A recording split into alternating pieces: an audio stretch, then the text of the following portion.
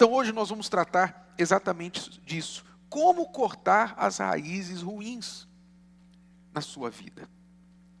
Obviamente, o primeiro passo é você saber quais são essas raízes ruins.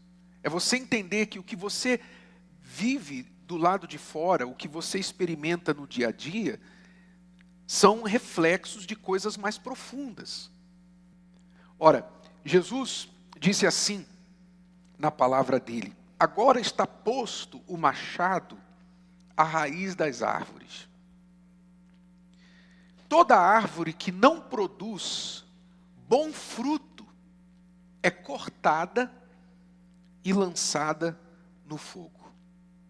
Então, João Batista estava dizendo aqui que se você quiser evitar os maus frutos, você quiser evitar perder essa árvore, você tem que cortar pela raiz, você tem que usar o machado e cortar. Jesus falou o mesmo de outra forma, ele disse assim: se a tua mão ou o teu pé te escandalizar, faz o quê? Corta-o e atira-o para longe de ti. Melhor te é entrar na vida coxo ou aleijado, do que tendo 2 mãos ou 2 pés, seres lançado no fogo eterno. Em resumo, em outras palavras, resumindo tudo que nós lemos, corte aquilo que está te levando para o inferno. Corte, sem misericórdia. Use o machado, sem pensamento de, mas vai doer, é difícil. Não, ou você corta isso, ou isso te leva para o inferno. E o inferno que começa aqui, como esse inferno que você viu, que era o casamento desses dois no testemunho. Como tem sido talvez o inferno de muitos que estão aqui agora. Que o que você tem, que chama de casamento, é um inferno na terra. Começa aqui, e o pior não é que começa aqui, vai continuar por toda a eternidade mesmo no inferno, literalmente falando. Se você não cortar isso que está te atrapalhando. Então você tem que cortar aquele problema. Você tem que ir lá no fundo e cortar aquilo. Foi o que eu fiz quando eu entendi que eu era, mesmo sem querer, eu havia me tornado uma cópia do meu pai. Quando eu entendi isso, novamente, não por culpa dele, mas por consequência natural das coisas. Quando eu entendi que eu fazia as mesmas coisas que meu pai fazia, e o que eu não fazia era porque eu nunca tinha aprendido com ele. Só tinha aprendido errado. Quando eu entendi isso, então eu entendi, meu Deus, eu tenho que mudar a minha referência de homem. Eu tenho que mudar a minha referência de marido, a minha referência de pai. Eu tenho que mudar. Eu tenho que buscar outra fonte. E lutar para cortar essas maneiras erradas que eu desenvolvi dentro de mim, que estão atrapalhando o meu casamento. Então eu tive que ir duro, radicalmente contra aquilo que produzia em mim comportamentos que atrapalhavam a Cristiane, o casamento que nós tínhamos. Então foi ali que eu comecei a mudar o meu jeito, porque eu tinha uma carta coringa que eu sempre sacava para defender meus comportamentos, dizendo para a Cristiane assim: é o meu jeito. Toda vez que ela reclamava de mim alguma coisa, eu falava assim: mas você me conheceu assim. Tirava o coringa e falava: você me conheceu assim.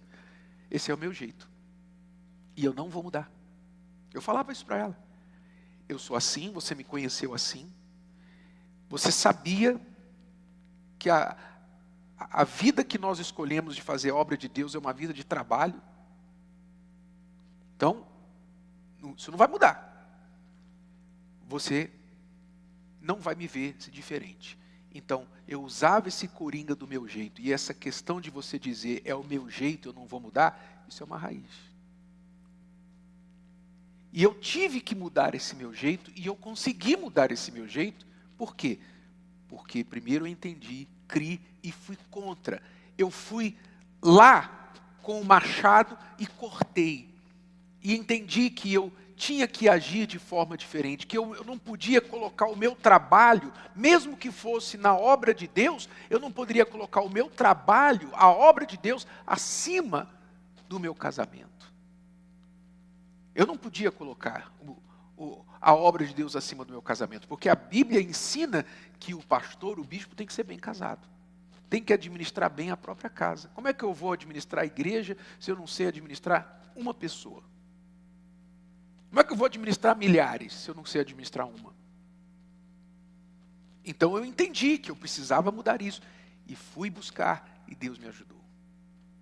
Então essa raiz foi cortada. Eu ainda trabalho muito, mas eu coloquei a Cristiane no lugar dela, no primeiro lugar. Não é mais o trabalho não é mais o primeiro lugar na minha vida. O primeiro lugar na minha vida é Deus, segundo a Cristiane, depois vem a obra de Deus. Então, eu coloquei as coisas nos seus devidos lugares. Eu aprendi que ser marido é ser cuidador. Então eu não podia simplesmente pensar, eu estou provendo o que ela precisa, não falta nada materialmente, estou arrebentando, 10. Não, eu aprendi que ser marido é muito mais do que suprir materialmente. Ser marido é você também cuidar da pessoa. A pessoa, o que o dinheiro não supre, o que o cartão de crédito não supre, é você cuidar da pessoa que está do seu lado, você entender que há uma pessoa ali diferente de você e que ela tem suas necessidades, seu valor, ela tem também desejos que você está ali para cumprir. Então, quando eu comecei a ir contra o meu jeito e mudar, então isso foi mudando no meu casamento. E você também teve que cortar as suas. Eu tive que cortar raízes pra caramba, né? A primeira que eu tive que cortar foi esse entendimento falho que eu tinha, que eu não tinha valor, e que o meu valor vinha do Renato. Se o Renato não me desse valor, eu não tinha valor. Então eu tive que mudar isso, eu tive que cortar isso. Eu entendi que eu tinha valor, mesmo se o Renato não me desse atenção. Porque quando nós mudamos, nós não mudamos assim, juntinhos. Você faz isso e aquilo. Não foi assim, né? Ele sabia o que ele precisava fazer e eu fui trabalhar na minha lista enorme que ele fez de coisas que eu tinha que mudar. Mas eu não vi mudança nele assim, imediata. Porque quando você começa a trabalhar em você, não é assim rápido. Porque raízes são muito profundas. Né? Então, eu primeiro entendi, então eu tenho valor. Meu valor não está no Renato, está em mim, em quem eu sou, em quem Deus pagou um alto preço por mim. Eu tenho muito valor. Jesus morreu na cruz por mim, então eu tenho muito valor. Né? A segunda coisa, eu tive que parar de ficar atrás do Renato. Porque eu estava acostumada a ficar atrás da minha irmã, ficar atrás, sempre me escondendo, porque eu não me via, não via potencial em mim. Então, a primeira raiz, né, foi entender isso, e aí eu tive que cortar, né? Eu tive que cortar uma raiz grossa, dolorosa, que foi ousar. Eu tive que sair do lugar. Eu tive que ter coragem para enfrentar. Então, eu era muito tímida, né? Eu ficava muito vermelha para falar. Se duas pessoas começavam a olhar para mim, eu ficava toda encabulada.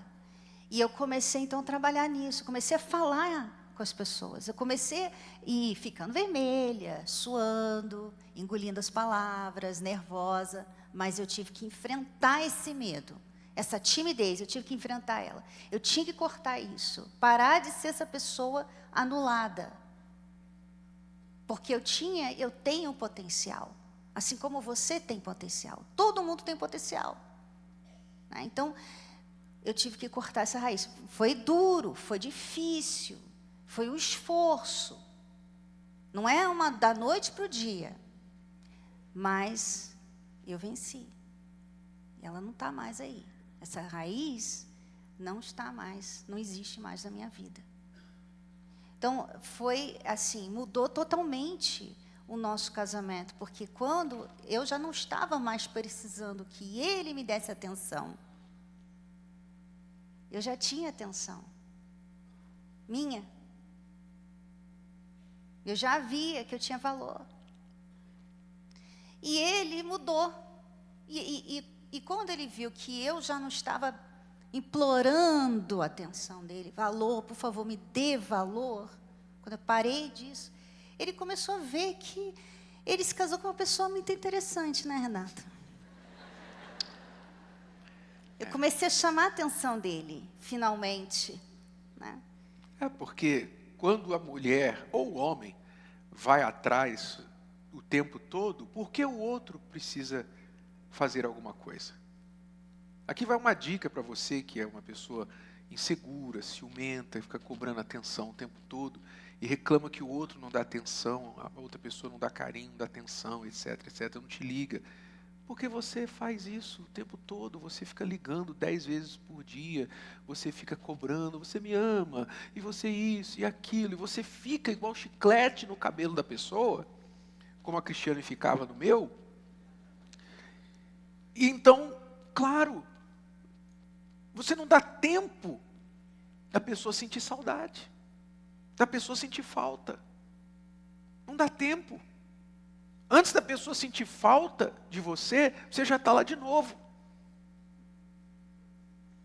Então ela não sente falta, ela sente alívio quando você dá um tempo. É isso mesmo.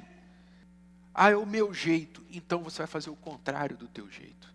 O meu jeito era esse jeito, né?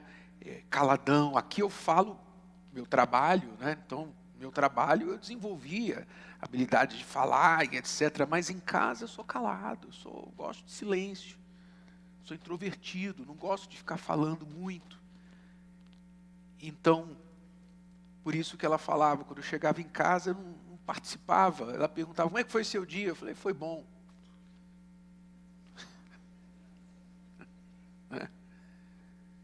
Ela falava, você me ama? Eu te amo, eu falei ontem, eu falei, semana passada eu falei que te amava. Né? Então, eu não via necessidade, meu jeito, não via necessidade de compartilhar, de falar, porque para a pessoa introvertida, a pessoa que é um tanto assim, antissocial, né? Se você quiser chamar assim, a gente não vê necessidade de ficar falando. A gente gosta do silêncio, do quietinho. Eu tenho certeza que metade da igreja aqui entende o que eu estou falando. Sim ou não? Tem outra metade que não entende. Os extrovertidos não me entendem. Os introvertidos entendem perfeitamente. Né? Perfeitamente. Eu sou aquele cara que você pode cancelar tranquilamente o compromisso com ele. Não vai dar. A gente marcou de se encontrar, mas não vai dar. Graças a Deus. Se não era necessário, graças a Deus. Né? Então eu não tenho essa necessidade de ficar interagindo e tal. É normal para o introvertido. Como o extrovertido tem a necessidade de ficar falando sobre tudo e tal. Né? Como algumas pessoas. Né? E normalmente o introvertido casa com o extrovertido.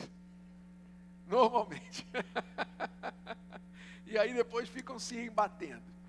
Mas então eu tive que vencer o meu jeito e aprender a falar, aprender a expor meus pensamentos, aprender a ouvir e dizer, é mesmo? Me fala mais.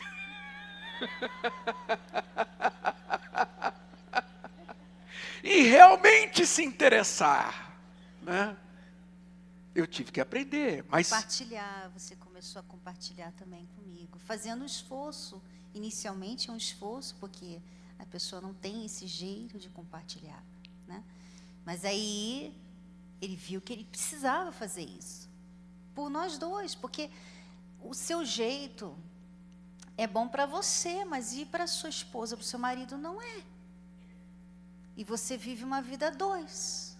Você não vive uma vida só para você. Você vive uma vida a dois. Então, você tem que aprender a fazer. O Renato não virou um extrovertido. E não era isso que eu estava pedindo. Até porque eu me casei com ele porque ele era sério. Eu queria me casar com um homem sério. Eu só não sabia que eu ia sofrer tanto por isso. Mas você não deixa de ser quem você é. Você só está fazendo algo pela sua esposa, pelo seu marido. E algo que você pode fazer, não está pedindo demais. Compartilhar. Né? Compartilhar. Qual o problema? Falar um pouco mais do que foi bom um dia. Né? Você tem raízes de vícios. Você usa os seus vícios como uma fuga. Você aprendeu a fugir da realidade no cigarro, na bebida, no jogo, no esporte, nas apostas. O vício, normalmente, seja qual for o vício é uma fuga. É uma fuga da realidade. A realidade é menos interessante, o vício é mais interessante. Então você foge da realidade, especialmente quando tem problemas, e cai de cabeça no vício. Então você criou no vício uma muleta, um apoio para não lidar com a realidade. Então, como é que você vai cortar a raiz do vício? Você tem que desenvolver o domínio próprio. O domínio de si mesmo. Porque quem é viciado não tem domínio de si mesmo. Está se entregando ao sentimento. 100% ao sentimento. Você tem que desenvolver domínio próprio. E quem dá domínio próprio? Quem que dá domínio próprio? O Espírito Santo. Você tem que buscar o Espírito Santo. O Espírito de Deus te dá esse domínio próprio. Corte a raiz com o quê? É fatal para ela. Identifique suas raízes, veja o que é fatal para a sua raiz e use o machado, meu caro. Se você usar o machado, nunca mais esse problema vai voltar na sua vida. Amém?